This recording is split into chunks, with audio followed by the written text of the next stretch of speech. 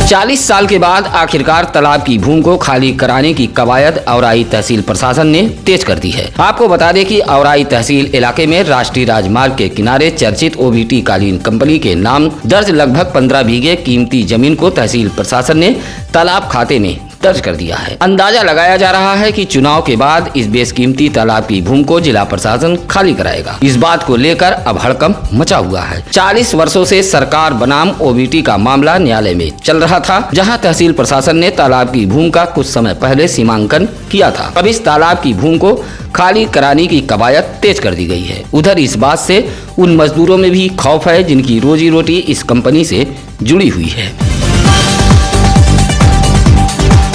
सुरियामा थाना इलाके के पाली पुलिस चौकी परिसर में एक नई पहल, एक नई कोशिश टीम द्वारा पौधरोपण किया गया। चौकी इंचार्ज मोहम्मद सगीर ने पर्यावरण का संदेश देते हुए कहा कि वृक्ष हमारे जीवन के लिए बेहद महत्वपूर्ण है। पाली पुलिस चौकी परिसर में आम सहित कई फलदार वृक्षों का रोपण किया गया है।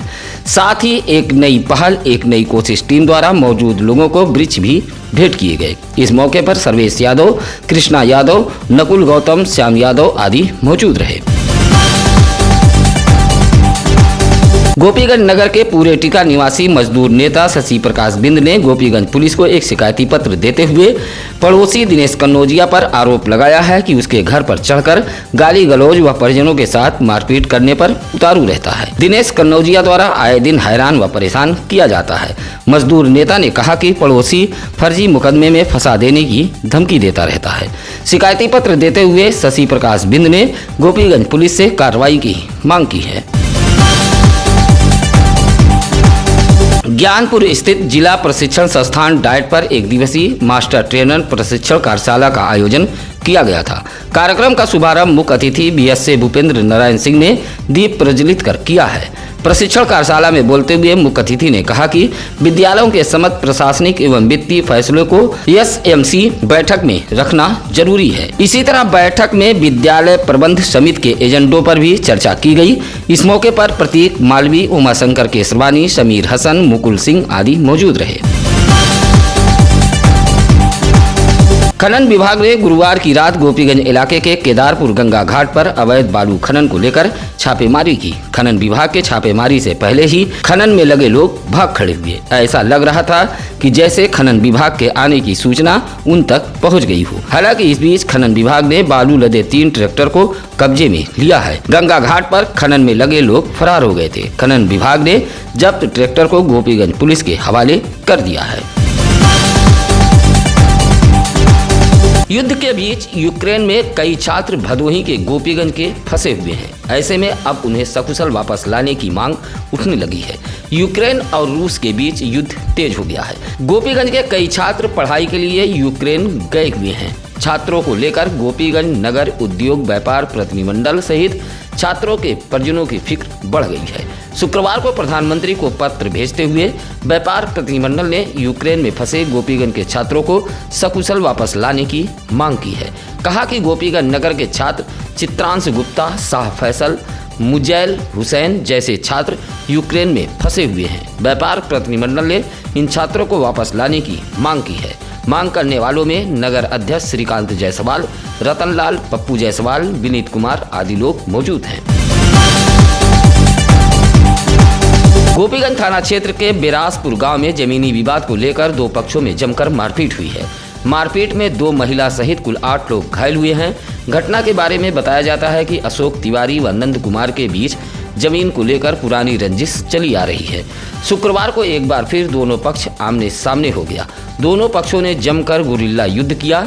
इस मारपीट में एक पक्ष से अशोक तिवारी, राजेश तिवारी, शिवपत्ती देवी, वेद प्रकाश, ओम प्रकाश घायल हुए हैं तथा दूसरे पक्ष से नंद कुमार, लवकुश व लालती देवी को चोटें आई हैं। मारपीट की सूचना पर पहुंची पुलिस ने सभी को सीएससी गोपीगंज में भर्ती कराया। मारपीट से गांव में अफरा तफरी फैल गई थी। दोनों पक्षों ने गोपीगंज पुलिस को अलग अलग तहरीर दी है। विधानसभा चुनाव को सकुशल संपन्न कराने के लिए गोपीगंज पुलिस ने इलाके वासियों से सहयोग मांगा है।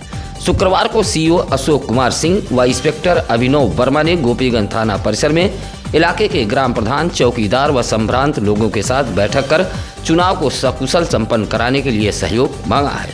कहा कि अगर कस्बा व गाँव में कोई भी शराब पैसा बांट रहा है तो इसकी सूचना तुरंत पुलिस को दें। अगर कोई व्यक्ति किसी के पक्ष में वोट करने के लिए दबाव बना रहा है या फिर भयभीत कर रहा है तो उसके खिलाफ कड़ी कार्रवाई की जाएगी। सीओ ज्ञानपुर ने कहा कि बगैर दबाव के मतदान करें, पुलिस प्रशासन आपके साथ है। बैठक में अनिल बिंद, छविनाथ यादव, कड़ेदीन कन्नौजिया, आलोक सिंह आदि मौजूद रहे। गोपीगंज नगर के रामलीला मैदान में चल रहे श्रीमद् भागवत कथा के 5वें दिन शुक्रवार को अयोध्या से पधारे स्वामी निर्मल शरण जी महाराज ने भगवान श्री कृष्ण की लीला का संजीव चित्रण करते हुए पूतना की कथा सुनाया है। वहीं एक से बढ़कर एक भक्ति भजन पर श्रद्धालु मंत्रमुग्ध होकर झूमने लगे। व्यास गद्दी पर विराजमान महाराज ने कंस, गोकुल, पूतना, यशोदा मैया, रत्नमाला, गोप, ग्वाला से जुड़े कथा को सुनाकर श्रोताओं को भाव विभोर कर दिया। कथा के अंत में कई श्रोताओं के नयन छलक उठे। अंत में भक्ति भजन पर श्रद्धालुओं ने खूब तालियां बजाई। इस मौके पर आसाराम गुप्ता, मनोज तिवारी, डॉक्टर विनोद सिंह, दमोदर सहित सैकड़ों महिला व पुरुष भक्तगण कथा स्थल पर उपस्थित होकर कथा का श्रवण कर रहे थे। शुक्रवार को भदोही जिले में एक भी संक्रमित मरीज नहीं मिला है। स्वास्थ्य विभाग द्वारा दी गई जानकारी के मुताबिक शुक्रवार को भदोही जिले में संक्रमण का आंकड़ा शून्य रहा। वहीं 5 मरीज ठीक हुए हैं। अब मात्र भदोही जिले में 12 एक्टिव केस बचे हैं, जबकि 8 होम आइसोलेशन में हैं। 1200 लोगों का नमूना लेकर जांच के लिए भेजा गया है। भदोही जिले की खबरों में बने रहिए सत्यम न्यूज वेब टीवी के साथ। सत्यम न्यूज की हर खबरें बेहद भरोसेमंद, पूरी तहकीकात के साथ हम खबरें छापते भी हैं और दिखाते भी हैं। तो ऐसे में अगर आप सत्यम न्यूज वेब टीवी पर अभी नए हैं तो चैनल को सब्सक्राइब करें ताकि आपको मिलती रहे सबसे पहले भदोही जिले की हर खबर। आइए अब जान लेते हैं आज क्या है ज्ञानी पंडित जी में। आज 26 फरवरी 1887 को भारत की प्रथम महिला डॉक्टर आनंदी गोपाल जोशी का निधन हुआ था। इसी के साथ अब नसीर कुरैशी को दीजिए इजाजत। नमस्कार, आदाब। ताज़ा खबरों के लिए सत्यम न्यूज को सब्सक्राइब करें।